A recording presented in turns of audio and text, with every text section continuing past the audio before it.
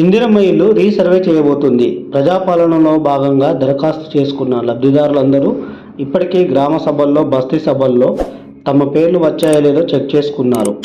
ఆ లిస్టులో వచ్చిన పేర్లతో కాకుండా నిజమైన పేద కుటుంబానికే ఇల్లు ఇవ్వాలని నిర్ధారించుకుంది కాంగ్రెస్ ప్రభుత్వం. ఇందుకోసం కొన్ని కేటగిరీలుగా విభజించారు. L1, L2, L3గా విభజించారు. అయితే ఇందులో భాగంగానే ఇంతకుముందు చేసుకున్న దరఖాస్తులతో పాటు గ్రామ సభల్లో, బస్తీ సభల్లో అప్లికేషన్ పెట్టుకున్న వాళ్ళను కూడా పరిగణనలోకి తీసుకొని వాళ్ళను కూడా ఇందులో లబ్ధిదారులుగా చేర్చాలన్నదే ప్రభుత్వ ఉద్దేశం. మరోసారి సర్వే చేయడం కోసం ప్రభుత్వ అధికారులకు ఆదేశాలు జారీ చేసింది. మండలాలలో మండల రెవెన్యూ అధికారులతో పాటు కలెక్టర్లకు, పట్టణ మున్సిపల్ శాఖకు, కలెక్టర్లకు ఆదేశాలు జారీ చేసింది. అయితే L1 అంటే ఏంటి?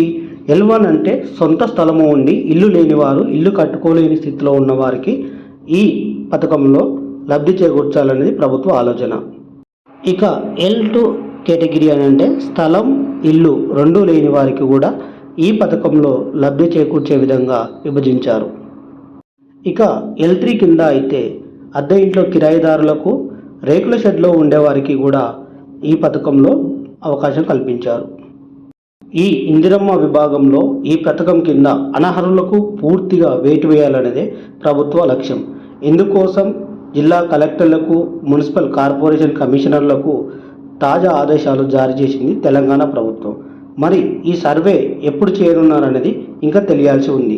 వాస్తవానికి నిరుపేదలైన కుటుంబాలకు ప్రభుత్వం నుంచే వచ్చే ఎటువంటి పథకమైనా వాళ్లకు చేరాలి.